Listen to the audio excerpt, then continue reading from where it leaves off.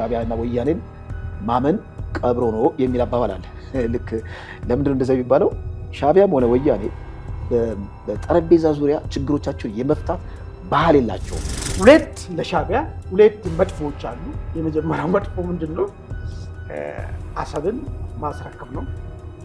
በጣም መጥፎው ግን ወደ ግጭት የምንገባ ከሆነ አስመራም ጥያቄ ውስጥ የሚገባና ሻዕቢያ የሚባለው ኃይልም ጥያቄ ውስጥ የሚገባበት ሁኔታ ነው የሚፈጠረው እና የቲፒኤልኤፍ ርዕዮተ ዓለም እንደ ሰርኪስ ባቡር ቆሞ ቀርቷል። እና ለዚህ ነው አሁን ወታደሩ ስሜት የሚፈጥርለት ወደ አዲስ የትግል አቅጣጫ የሚያስኬደው ምንም አይነት ርዕዮተ ዓለም ስለሌለው እየፈለሰ ይሄዳል። ቲፒኤልኤፍ ጋር ያለው ነገር በቀን ወደ ቀን እየመነመነ እየሄደ ነው ያለው። በዚህኛው በኩል ደግሞ ያለው ከምንም ጊዜ በላይ የጠናከረና የፕሮቶፒያኒስት የሆነና የቲፒኤልኤፍ እነዚህ ቀደምት ሰዎች መነቀል አለባቸው ብሎ የሚያምኑ ሰዎች እየበዙ እየመጡ ነው።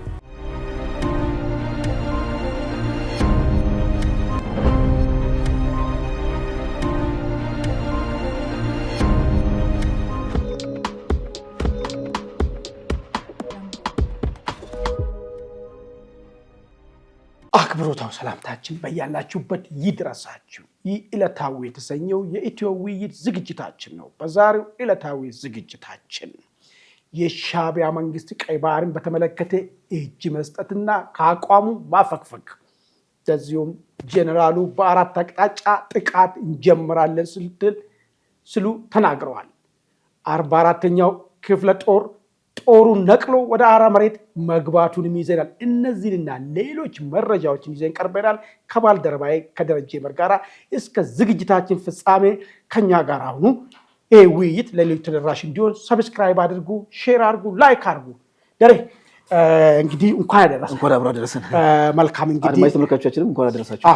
አድማጭ ተመልካቾቻችን እንኳን ለብርሃነ መስቀሉ አደረሳችሁ። ለመላ ክርስትና ሁሉ መልካም ምኞታችን እንገልጻለን። ቀጥታ ወደ አጀንዳችን እንግባ። እንግዲህ ሻዕቢያ ከዚህ በፊት በቀይ ባህር ጉዳይ ላይ አንነጋገርም፣ የምናደርገው ነገር የለም፣ ቀይ ባህርን የፈለገ እንደ ዕቃ ወደብን የሚፈልግ አካል ካለ መግዛት ይችላል፣ መሸጥ ሸቀጥ ነው እንጂ ከዛ ያለፈ በዚህ ጉዳይ የኤርትራ ሉዓላዊ ግዛት ነው እና በዚህ ጉዳይ ላይ ምንም አይነት ንግግር አናረግም ስል የጸና አቋም እንዳለ ይታወቃል። ነገር ግን አሁን ሰሞኑን የአሜሪካ ጉዳይ ሚኒስትር አማካሪ ጋር ውይይት ካደረጉ በኋላ የኤርትራው ከፍተኛ ባለስልጣን እንደዚሁም ከአውሮፓ ህብረት ጋር ውይይት ካደረጉ በኋላ ለመወያየት ዝግጁዎች ነን የሚል ሀሳብ አንጥቷል። ምንድን ነው ይህ ሀሳብ የሚያመላክተው? ሻዕቢያ ቀድሞ ከያዘው አቋም አፈገፈገ ነው የምንለው ወይስ ሻዕቢያ እየተደረገ ያለው ነገር ስጋት ውስጥ ከቶት ወደ እጅ መስጠት ገባ ነው ወይስ ሻዕቢያ ጊዜ ለመግዛት ባይዘው የተደጋጋሚ ስናነሳ የነበረ ነገር አለ። ሻዕቢያ አሁን ኢትዮጵያ ላይ የሚያካሂደው ፖሊሲ ቀጥተኛ ጦርነትን አይደለም የሚፈልገው፣ የውክልና ነው። እዚህ ጋር የትርምስ መሬት ካደረግኩት የኢትዮጵያን ብሔራዊ ጥቅም ቀና ብሎ የሚፈልግ እዛ ወደ ባለኝ ማስመለስ አለብኝ የሚል አካል እንዳይኖር ነው የሚፈልገው። አሁን ይችን በፊት ከነበረው ሀሳቡን ቀይሮ መነጋገር እንችላለን፣ ነገሮችን በንግግር ለመፍታት ዝግጁዎች ነን፣ ጦርነት ከምነሳ በንግግር ችግሩን መፍታት ይቻላል የሚለው ነገር ለዛኛው ሁኔታ ለማመቻቸት ነው ወይስ ሆነስትሊ እንግዲህ እንደሚታወቅ ይሄ ግጭት ወደ ግጭቱ የምንገባ ከሆነ ለሻዕቢያ አደገኛ ነገር ነው ያለው። ለሻዕቢያ ሁለት መጥፎዎች አሉ። የመጀመሪያው መጥፎ ምንድነው? አሰብን ማስረከብ ነው። በጣም መጥፎው ግን ወደ ግጭት የምንገባ ከሆነ አስመራም ጥያቄ ውስጥ የሚገባና ሻዕቢያ የሚባለው ኃይልም ጥያቄ ውስጥ የሚገባበት ሁኔታ ነው የሚፈጠረው። ብርጌና አምዶም የሚባል አለ፣ አደረጃጀት ምናምን፣ የአፋር ቀይ ባህር አለ። ስለዚህ ይሄ እንቅስቃሴ ብዙ አደጋ ስለሚያመጣበት እያየ ያለው ነገር ደግሞ በኢትዮጵያ በኩል ያለው ዝግጅት፣ በተለይ የመከላከያው ህዝብ ግንኙነት ኃላፊ ብርጌደር ጀነራል ጌትነት አንድ መግለጫ ሰጥተዋል። ሰሞኑን የተሰጠውን ማዕረግ እድገትን አስመልክቶ ይሄ ማዕረግ እድገት ዋነኛው ነገሩ የውሃና የቀይ ባህር አጠቃቀምና ቀይ ባህርን በተመለከተ ለሚፈጠሩ ማንኛውም የደህንነት አደጋዎች ዝግጁነትን ማዕከል ያደረገ እና ተልእኮን ለመፈጸም ካፓሲቲ እንዲኖረው ተደርጎ የተደረገ ማዕረግ እድገት ነው የሚል ነገር አስቀምጧል። ይህ ምንድነው? በመከላከያ ውስጥ ስለዚህ ጉዳይ ከምንም ጊዜ በላይ ዝግጅቶች እንዳሉ እና ከውሃ ጋር ተያያዘ ነገሮች ወደ ግጭትም ሊያመሩ እንደሚችሉ የሚያመሩ ከሆነ አገር ደህንነት አደጋ ውስጥ የሚከት ከሆነ እርምጃ ለመውሰድ ከምንም በላይ ዝግጁ እንደሆኑ እየገለጹ ነው ያሉት። አንድ በዚህ በኩል ነው ያለው። ሁለተኛ ህዝቡ አካባቢ ያለው ከፍተኛ ስሜት ነው ያለው። ቁጭቱ ከውስጡ ገንፍሎ ወጥቷል። ማንኛውም ትዳር ያለኝ ሰው ትዳሬን ፈትቼ እሄዳለሁ፣ ለቀይ ባህር ሞታለሁ የሚል ትውልድ ነው ያለው። የሚገርም ነገር ትላንትና አባቶ እዛ ቦታ ላይ ዋጋ የከፈሉት የቀድሞ ህዝባዊ ሰራዊት አባላቶች ልጆቻችንን ልካለን እስከማለት ድረስ ነው እየደረሱ ያሉት። ከአጥናፍ እስከ አጥናፍ ከፍተኛ መነሳሳት መጥቷል። በዚህ ላይ ይህ ሀገር ትልቅ ሀገር ነው፣ ሀብት አለው፣ ማንኛውም ቴክኖሎጂ የታጠቀ ኃይል ነው ያለው። ሻዕቢያ እነዚህን ሁሉ ሲገመግማቸው የሚመጣው በጣም መጥፎ ቅድም ያልኩ ነገር ከዝንጀሮ ቆንጆ መረጠ ማለት ነው። መርጦ ነው ወይ ነው? አሁን አየህ ሁለቱ ነገር ላይ ሀሳብ መስጠት ያለብን፣ አንደኛ ስልታዊ ነው ያፈገፈገው ወይስ ያሉ ነባራዊ ሁኔታዎች አሸሽቶትና አቋሙን አስቀይሮታል የሚለው ጉዳይ ላይ እንነጋገራለን። አንድ 3 ነጥቦችን በዚህ ላይ በተን እናድርገው እስቲ። መጀመሪያ እንዳልከው ሸሸ የሚለው ነገር እስቲ እንመልከተው። በወያኔ ጊዜ አብዮታዊ ዲሞክራሲ መድረክ ላይ ትዝ ካለ አብዮታዊ ዲሞክራሲ ስልጠና ሲሰጥ ኒዮ ሊበራሊዝም ሸሸ ወይስ አፈገፈገ የሚል ልክ እንደ ሎጎ ይጠቀሙ ነበር ወያኔዎች። እና አሁንም ሻዕቢያ ሸሸ ወይስ አፈገፈገ ብለን እንድንጠይቅ ያደርገናል የሰሞኑን እንቅስቃሴ። እንግዲህ ሻዕቢያ ምንድነው ያደረገው? ቀጥታ ምንድነው የተባበሩት መንግስታት ስብሰባን ልክ የሁለትዮሽ ግንኙነት የዲፕሎማሲያዊ ከቀይ ባህር ጋር በተያያዘ ዲፕሎማሲያዊ ዘመቻ ነው የጀመረው። ቀጥታ ውዝግብን በተመለከተ እንግዲህ ውዝግብ ያለው ከኢትዮጵያ ጋር ነው፣ ሌላ ነገር የለም። ማንኛውንም ጉዳይ በሰላም አማራጭ የመፍታት ሁናቴ በራችን ዝግ አይደለም ክፍት ነው ብለው ነበር። ከዚህ ቀደም ግን ሻዕቢያዎች በመቃብራችን ላይ ነው የአሰብ ጉዳይ የቀይ ባህር ጉዳይ የሚሞክር ነገር አይደለም በእኛ መቃብር ላይ ነው የሚል እብሪት ነበራቸው።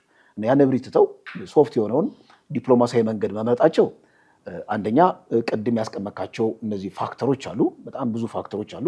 ከነዛ ፋክተሮች ተነስተን በመላመት ልናስቀምጥ እንችላለን። ደግሞ በአሜሪካ ብቻ አይደለም የተወሰነው፣ የአውሮፓ ተወካይ የአውሮፓ ህብረት ተወካይንም የሁለትዮሽ ንግግር ጀምረዋል ማለት ነው። በኢትዮጵያ ወገን ዲፕሎማሲያዊ ጫናን በተመለከተ ወይም ዲፕሎማሲያዊ እርምጃ በተመለከተ ገና ካምፔኑ በደንብ አልተጀመረም የሚል ትችት አለ። በእርግጥ ሀገር ውስጥ ጉዳዩን ዲስኮርስ ተደርጓል። የቀይ ባህር ጉዳይ የአሰብ ጉዳይ የመነጋገሪያው አጀንዳ ከሆነ ውሎ አድሯል። ነገር ግን በውጩ ዓለም በሁለትዮሽ ሊሆን ይችላል፣ በዓለም አቀፍ ተቋማት ሊሆን ይችላል፣ ዲፕሎማሲያዊ ሩጫው በመንግስት ወገን ገና በደንብ አልተጀመረም እና መጀመር አለበት። ሻዕቢያ አስቀድሞ ነው ይህን ነገር የጀመረው፣ ስለዚህ ሳይቀደሙ መቀደም አለበት የሚል በትችት መልክ የሚቀመጥ አለ። እርግጥ ነው ውሃ የሚቋጥር ነው። ዲፕሎማሲያዊ መንገድ በመንግስት ረገድ በደንብ በስፋት መሄድ አለበት። በአርቲክል ደረጃ ዓለም አቀፍ ትልልቅ የሚዲያ አውታሮች ላይ የትልልቅ የመንግስት ባለስልጣናት ሪፍሌክት እያደረጉ ነው። እሱም አንዱ እኮ የእንትን አካል ነው፣ ሰዎችን አዌርነስ የመፍጠር አካል ነው እና ከዚህም መሻገር አለበት ነው። ዞሮ ዞሮ ሻዕቢያ ለምንድን ነው ወደዚህ ደረጃ የመጣው የሚለው ነገር በጣም ኢምፖርታንት ፖይንት ነው። እንደምታውቀው እኔ አንዳንዴ የሻዕቢያ እጣ ፈንታና የመሐመድ ጋዳፊ ሊቢያ ይመሳሰልብኛል። አሁን ሊቢያ በጣም ስቴብል የሆነች ትልቅ ሀገር፣ ያውም ደግሞ ነዳጅ ያላት በጣም የበለጸገች ሀገር ነበረች። ነገር ግን አርቲፊሻል የሆነ ሰላም ነበር የነበራት።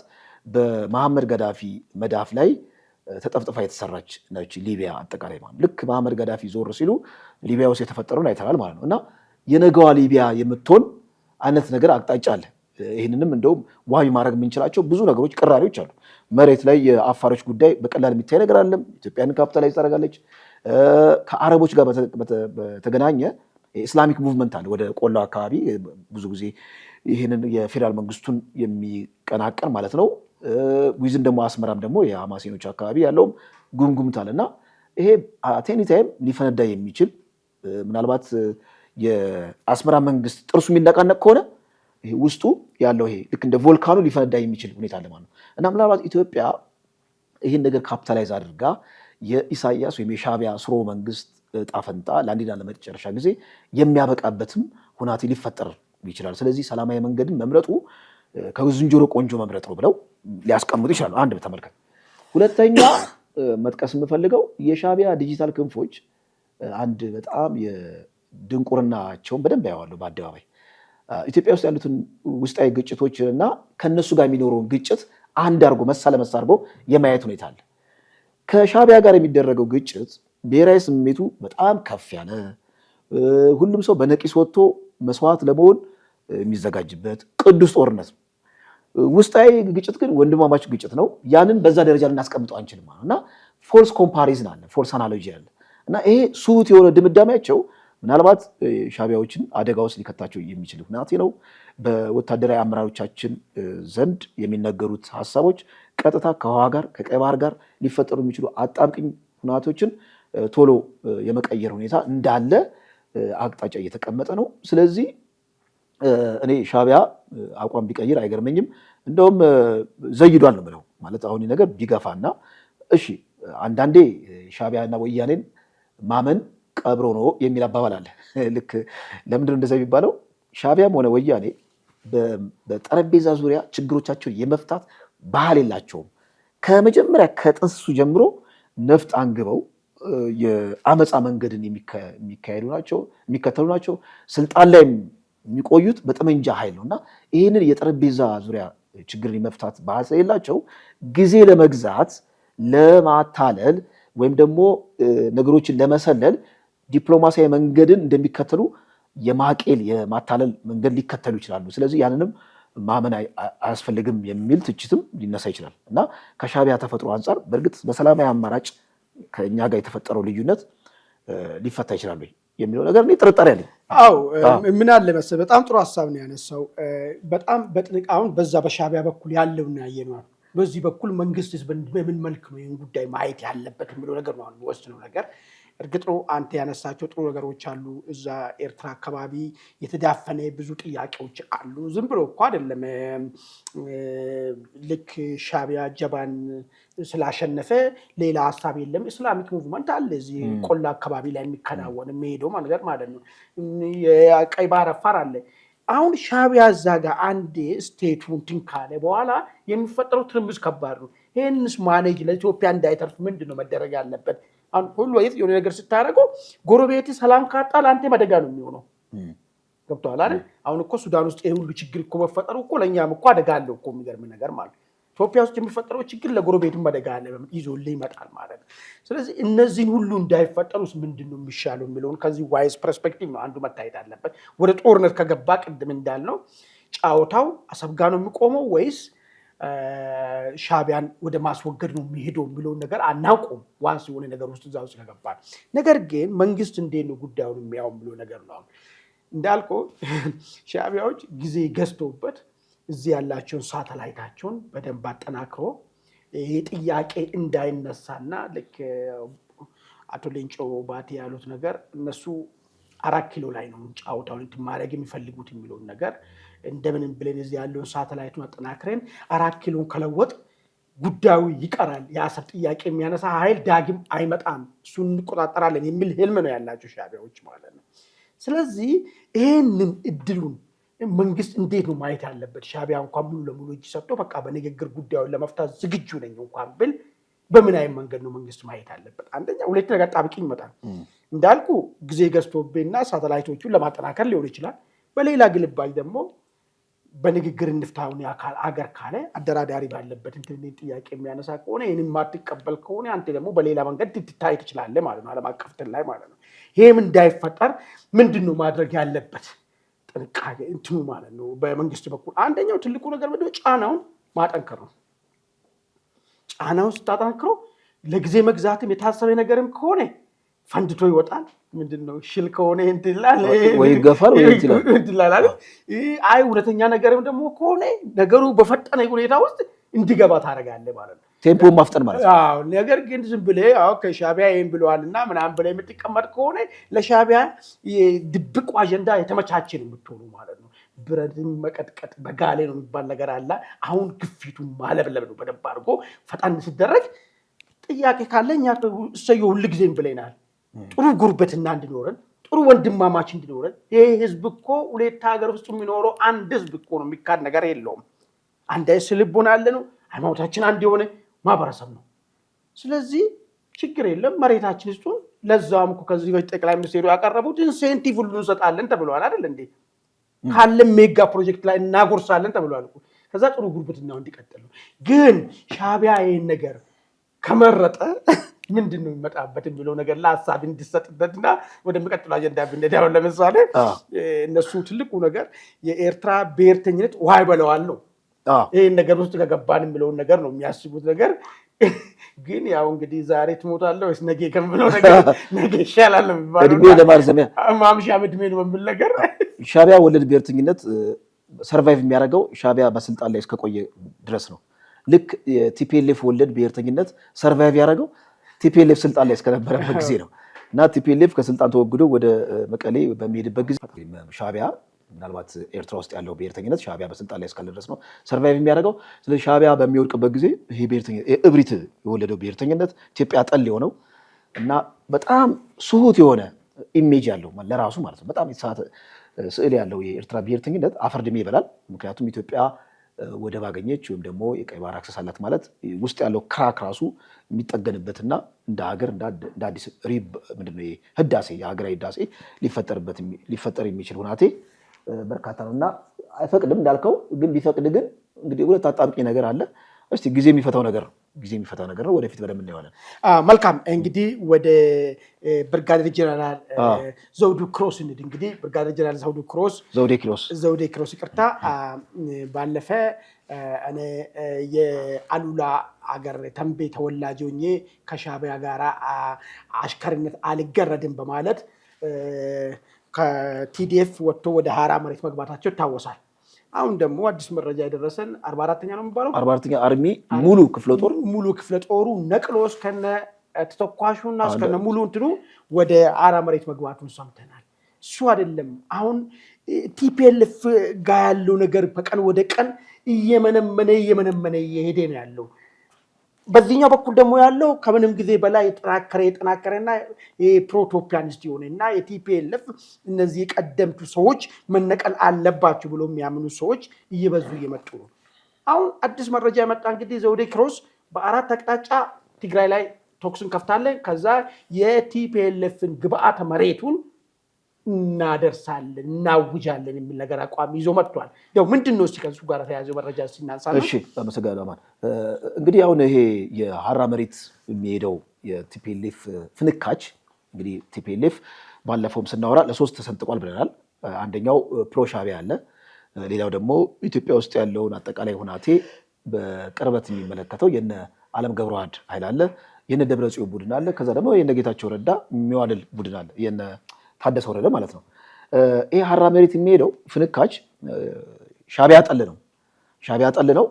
ኢትዮጵያ ውስጥ ያለውን አጠቃላይ የፖለቲካ ሁናቴ በተለየ ማዕቀፍ ለመመልከት ይሞክራል ነው። አሁን እንደምታውቀው እንግዲህ ጦር ሰራዊት ማለት ያለ ፖለቲካ ርዕዮተ ዓለም ምንም ነው እና የቲፒኤልኤፍ ጦር በየጊዜው እየተፈታ ወደ ሀራ መሬት መሄዱ አንድ የሚያሳየን ነገር ምንድን ነው? የቲፒኤልኤፍ የፖለቲካ ርዕዮተ ዓለም ቆሞ ቀርቷል። ነዳጅ የለውም። በቃ ኦልሬዲ ምንድነው ልክ እንደ ተርኪስ ባቡር ነው የሚባለው። ልክ እንደ ሰርኪስ ባቡር ቆመሽ እንዳትቀር የሚል ግጥም አለ በስነ ጽሁፍ ውስጥ እና የቲፒኤልኤፍ ርዕዮተ ዓለም እንደ ሰርኪስ ባቡር ቆሞ ቀርቷል። በቃ እና ለዚህ ነው አሁን ወታደሩ ስሜት የሚፈጥርለት ወደ አዲስ የትግል አቅጣጫ የሚያስኬደው ምንም አይነት ርዕዮተ ዓለም ስለሌለው እየፈለሰ ይሄዳል። ባለፈው አንድ ዜና አቅርበ ነበር። አዲስ የፖለቲካ ፓርቲ የተቋቋመ ወለዶም ትግራይ እንግዲህ ባለፈው በአደባባይ ከሻዕቢያ ጋር ያለውን ጥምረት እቃወማለሁ አለ። የምን ድፍረት ነው? እነ ደብረጽዮን በሚቆጣጠሩበት ግዛት እንዴት እንደዚህ ያለ ሲባል ቲፒኤልኤፍ መዳከሙን የምታየው ሻዕቢያን የሚደግፈው የጽምዶ ራሱ የሚደግፈው ከቲፒኤልኤፍ ፍንካች አንዱ ፍንካች ነው። ከሶስቱ አንዱ ፍንካች ነው። ሌሎቹ ወይ ምንድነው ገለልተኛ ናቸው ወይም አይደግፉትም የሚል ነገር ነው። አሁን ሜጀር ጀነራል ዘውዴ ኪሮስ በአራት ግንባር ተኩስን ከፍታለን፣ እንዲሁም ደግሞ መጠነ ሰፊ ጥቃት ከፍተን ቲፒኤልኤፍን ከስልጣን አስወግደን የትግራይን የራስን በራስ መወሰን እንዲሁም ደግሞ አጠቃላይ የሰላም አማራጮችን የሚጠቀምበትን ሁናቴ እናመቻቻለን ብለው በአደባባይ ተናግረዋል። ይሄ የቲፒኤልኤፍ ካምፕ በጣም አስደንጋጭ ነው እውነት ለመናገር። ከዚህ ቀደም በአክቲቪስት ደረጃ ይሄ ሀራ መሬት የሚባለውን ሰራዊት በአክቲቪስት ደረጃ ነበር ሌብል የሚያደርጉት። አሁን ግን በደንብ ስጋ የለበሰ ጦር የታጠቀ መልሶ እነሱ ሊወጋ የተዘጋጀ ጦር ነው። በዛ ደግሞ ርዕዮተ ዓለሙ መሳ ለመሳ አይደለም፣ በጣም እርስ በርስ የሚቃረን ነው። ምናልባት የሻዕቢያ ከአሰብ ጋር በተያያዘ ይሄኛውን ክንፍ ለመጠቀም ያለው እድል የሚያምንምንና እነዚህን ይሄ የሀራ መሬቱን ጦር መንግስት 4 ኪሎ ያለው መንግስት በደንብ ካፒታላይዝ አድርጎ አንታይ የቲፒኤልኤፍ ካውንተር ፎርስ ለማድረግ ትልቅ እድል እንዳገኘ ነው የሚሰማኝ። አዎ እንግዲህ እዛ ትግራይ ክልል ያለው ነገር ከጊዜ ወደ ጊዜ እየተባባሰ እና የጫወታው ሴንተር ደግሞ ከሻዕቢያ ጋራ የተጀመረው ጽምዶን በተመለከተ ነው። አሁን አንድ የሆነ የልዩነት መስመር ትልቁ ልዩነት መስመር ሆኖ ያለው እሱ ነው። ምናልባት እዚህ አዲስ አበባ ያለው ከዛም በላይ በትጥቅ ትግል ፌዴራል መንግስትን መውጋት አለብን ወይስ የለብንም በሚለው ጉዳይ ላይ ልዩነት እንዳለ ነው የሚታወቀው። ነገር ግን ሰራዊቱ አካባቢ ያለው ግን ከሻዕቢያ ጋር መተባበር አለብን ወይስ መተባበር የለብንም የሚለው ነገር ነው በስፋት እየመጣ ያለው። ስለዚህ ቀሪው ቲፒኤልኤፍ አሁን ድንክ እየሆነ ያለው አይደል የለች ፍንካች ናለች። እሷ የጣፋንታው ከባድ ሁኔታ ውስጥ ነው የገባ ያለው። ጠቀላ ሞንጆሪኖ ጠቀለን አስመራም ቢሆን እንገባለን እንጂ ይህን ስምምነት አናቆም የሚል የጸና አቋም እንዳላት ነው እንግዲህ የምንሰማው ነገር። በዚህኛው በኩል ግን ሁኔታውን ማየት አለብን የሚል ቡድንም እንዳለ ነው የሚታወቀው። እንግዲህ ጊዜ የሚፈታው ነገር ነው የሚሆነው። ግን ይሄ በአራቱ አቅጣጫ የሚወሰደው ጥቃት እነሱ እዛው ስቃዡ ታሪክ እንዳያረጋቸው ነው ትልቁ ስጋት ማለት ነው ነገር ማለት ነው። እዛው እንትን እንዳያረጋቸው እሱ ትልቁ ስጋት ያለው እያየን እንግዲህ ጉዳዩን እየተከታተልን ለአድማጭ ተመልካቾቻችን እናቀርባለን። በዚሁ አጋጣሚ አድማጭ ተመልካቾቻችን እስቲ ምናልባት ቲፒኤልኤፍ በተለይ በነ ብርጋዴር ጀነራል ዘውዴ ክሮስ በኩል የመጣው በአራት አቅጣጫ ጥቃትን ከፍታለን የሚለውን ነገር ምን ይዞ ሊመጣ ይችላል? ምናልባት ወደ በቀይ ባህር ላይ እየታሰበ ያለውን ነገር ጫውታውን እዚህ ኢትዮጵያ መሬት ላይ የማድረግ ስትራቴጂ ሊያደርግ ይችላል ወይ? ሁለቱ መካከል የተደረገው ጦርነት ከመጣ ምናልባት ትልቁን አጀንዳችን ሊያስረሳንም ስለሚችል ማለት ነው። ምንድነው ይዞ ሊመጣ የሚችለው ይሄ ድርጊት? ቲፒኤልኤፍ እስከዚህ የመዳን እድል ይኖረዋል ወይ ሚሊዮንም አያይዛችሁ የራሳችሁን ሐሳብ እንድትሰጡን በዚሁ አጋጣሚም ሰብስክራይብ ማድረጉን ለሌሎችም ተደራሽ እንዲሆን ሼር አድርጉ። ሐሳባችሁን ግልጹ። ዋናው ሐሳብ ነው። ወደ መጨረሻው እንትን ንግባስ ምን ነበር መረጃ የመጨረሻው መረጃችን ከአውደ ዓመት ጋር የሚገናኝ ነገር ነው። እንደምታውቀው የዚህ ራያ አካባቢ ያለው አወዛጋቢ ቦታ በአማራ ክልልና በትግራይ መካከል ማለት ነው እርስ በርስ ውዝግብ እንዳለ ታውቃለህ። ይሄ አላማጣ አካባቢ እንግዲህ የቲፒኤልኤፍ ታጣቂዎች ካምፕ ይዘዋል። የአላማጣ ወይም የራያ አካባቢ ወደ አማራ መግባት አለብኝ የሚለው የራያ አማራ ማንነት ያላቸው ማህበረሰብ በዓልን በነፃነት የሚያከብሩበት ኦልሞስት 3 ዓመት ምናምን አልፏቸዋል። በቲፒኤልኤፍ ዘመን ጭቆና ውስጥ ነበሩ። አሁን ትንሽ ዊርድ የሆነው እና ግራ የሚያጋባው አሁን የገባው የቲፒኤልኤፍ አጠቃላይ ሰራዊት የመስቀል በዓል የሚከበርበትን በተለምዶ የሚከበርበትን ቦታ ካምፕ አደረገውና ማህበረሰቡ እዛ እንዳያከብር አደረገ። ነገር ግን ስዕሉ ላይም አድማጭ ተመልካቾቻችን መመልከት ይችላላችሁ። በተጓዳኝ መንበረ ሰላማ የሚባለው ህገ ወጡ አፈንጋጩ ሲኖዶስ በጣም ኩርማን የሚሆኑ አካባቢዎች ይንቀሳቀሳል እና በእሱ አማካኝነት ምንድነው የመስቀል ደመራን ለማክበር ተሞክሮ ነበረ። ነገር ግን ህዝቡ ምን ያህል ለነፃነቱ በጣም ቁርጠኛ እንደሆነ ማሳያው በዚህ ሁሉ ቻሌንጅ ውስጥ በአደባባይ የተለመደውን የአረንጓዴ ቢጫ ቀይ መሀል ላይ የቸርቿ ምልክት ያለበት ማለት ነው እርሱን ይዞ በጣም በስፋት እንዳከበረና በዛው አያይዞ የራያ አማራ ማንነት ያላቸው ማህበረሰቦች ነፃነታቸው መቼም ቢሆን ወደኋላ እንደማይሉና ወያኔ እንደሚፋለሙ በአደባባይ ሲናገሩ ተመልክተናል። እርሱ ጋር እንግዲህ ተያይዞ የመንበረ ሰላማ የሚባለው አንዳንድ ቤተክርስቲያን ውስጥ ገብቶ በኃይል ማለት ነው በታጣቂዎች ገብቶ ማህተብ እስከ መዝረፍ እንዲሁም ጥቃት እስከ ማድረስ የሄደበት ሁኔታ ነበር። ነገር ግን ህዝቡ በጣም ለሰላሙ ወይም ምንድነው ለነፃነቱ ቁርጠኛ ስለሆነ ብዙ ገፍቶ አልሄደም። ሌላው እዛ አካባቢ ያለው ኮማንድ ፖስት አይ ቲንክ እንደ ሴፍቲ ቫልቭ እየተጠቀሙበት ነው። እዛ ያሉት የራያ አማራ ማንነት ያላቸው ማህበረሰብ በወያኔ ሙሉ ለሙሉ ጭቆና ውስጥ እንዳይገቡ ይሄኛው ኮማንድ ፖስቱ ጋር በመነጋገር ቲፒኤልኤፍን ካውንተር እያደረጉ ነው። እንደውም የቲፒኤልኤፍ ኃይሎች ምንድን ነው ያሉት? የመጀመሪያ ጠባችን የመጀመሪያ ውጊያችን እዚህ ኮማንድ ፖስት ተብሎ የተቀመጠው ነው የፌዴራል ኃይል ነው። እሱን ከነቀልም በኋላ ራያ አካባቢ ያለውን በሙሉ ማለት ነው መቆጣጠር እንችላለን። የቻይና በሚመስለው ባንዲራ እንዳለ የራያን አካባቢ ማጥለቅለቅ፣ አረንጓዴ ቢጫ ቀይን አረንጓዴ ቢጫ ቀይ ጣል ነው ያው ቲፒኤልኤፍ እንደሚታወቀው። በዚህም በደመራው ላይም የተመለከትነው በቲፒኤልኤፍ ሰንደቅ ዓላማ ወይም ባንዲራ ለመጠቀም ሞክረዋል። ዞሮ ዞሮ እዛ አካባቢ ያለው መረጃ ይሄ ይመስላል። መልካም እንግዲህ ትንሽ ለማከል ያክል እንግዲህ አላማጣ ላይ አደባባይ ላይ ነበር ከዚህ በፊት አለው እንደ ሌላው ቦታ ሁሉ ደመራው የሚደመርበት ቦታ ነበረው። ይህንን ቦታ ግን በቅርብ ጊዜ በወረራ መጥቶ የገባው የቲዲኤፍ ኃይል ካምፕ ማድረጉ ነው። እንግዲህ በምን ሂሳብ ነው? አንደኛ ደረጃ እንደዚህ አይነት ደመራ ቦታዎችን ካምፕ ማድረጉ ምን ማለት ነው የሚለውን ነገር ራሱ በጣም መታሰብ አለበት። ከዛ አፈግፍጎ ነው እንግዲህ ሌላ ቦታ ላይ ነው እንግዲህ ደመራ እንዲደረግ የተደረገበት ሁኔታ ማለት ነው። ይሁንና ደግሞ ሁለተኛው ችግር የሆነው ይሄ መንበረ ሰላማ የሚባለው ነው። እንግዲህ እኔ እሱን ነገር ብዙ ጊዜ ኦርቶዶክስ ቤተክርስቲያንም እኮ ከዚህ በፊት ኦሮሚያ ቤተ ክህነት ሲመሰረት በምን አይነት ፍጥነት ይህን ነገር አስገድዶ እንዳስቆሙ የሚታወቅ ጉዳይ ነው። ሁሉም ይመን ለምን ግን ዝም እንደሚባልም አይገባኝም።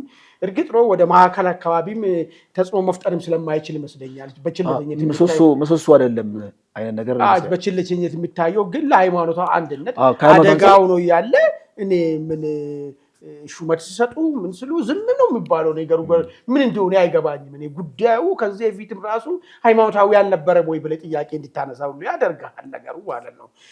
ከሱ ጋር ተያይዞ እንግዲህ እሱ ደግሞ ለብቻዬ ነው የማደርገው ብለዋል። አይ በአንተ ስራ አንገባም ያሉት ደግሞ ለብቻቸው ነው ያለው። አንድ 10 ሰዎች ምናምን አሉ ፎቶ ላይ ስታይል አንድ 10 ሰዎች ጠቅላላ ባለ ሁኔታ ቲፒኤልኤፍ በፖለቲካው በሃይማኖቱ በሽታው ሆኗል ማለት ነው። በሽታ ነው በቃ ይሄ ጋንግሪን ካልተቆረጠ ምን ዋጋ የለውም። አይ ቲንክ የዛሬው ውይይታችን በዚህ ቆይተናል። እንግዲህ ውድ አድማጭ ተመልካቾቻችን በድጋሜ እንኳን ለመስቀል በዓል አደረሳችሁ ያል እንግዲህ የዛሬውን ዕለታዊ ዝግጅታችን እዚህ ላይ ቋጭተናል። በሌላ ጊዜ እስክንገናኝ ድረስ ቸር ሰንብቱ።